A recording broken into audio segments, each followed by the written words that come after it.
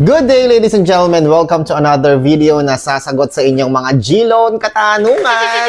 Kung kayo po ay may mga G-Loan, please don't forget to click subscribe to this channel. And at the same time, paki-like nyo na din po ang video na ito. Okay? So mga kaibigan, ang katanungan na natanggap natin ay mula kay Araga April o April Araga. Narito po ang kanyang tanong. Sir, ask lang po, bakit po bumaba yung offer ng GCash ko?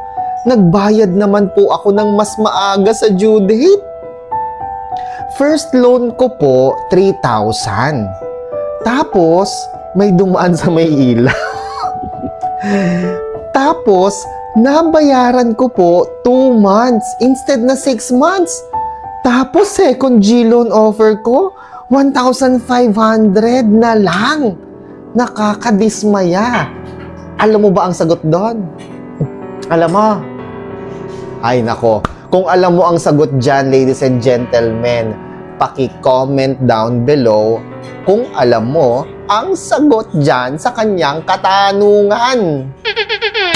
Sa lahat po ng mga magpapatrade ng kanilang TikTok Pay Later to GCash, ng kanilang Lazada Pay Later to GCash, mga kaibigan, meron tayong cut-off every day.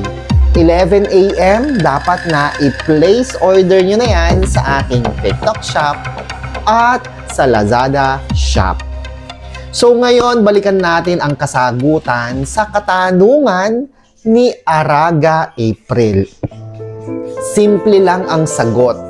Dahil hindi mo tinapos ang iyong loan term na 6 months. Tinapos mo lang siya ng 2 months kahit wala pa naman sa iyong offer na mag-pay in full ka na o mag-settle ka na. Binayaran mo na yung buong 6 months. So, na-detect po ni Fuse Lending Inc.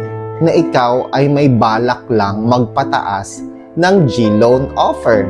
So, kaya mga kaibigan, paalala po, wag na wag po kayong mag-a-advance full payment kung hindi naman kinakailangan. Ako po si Chico. Enjoy the rest of the day and God bless po.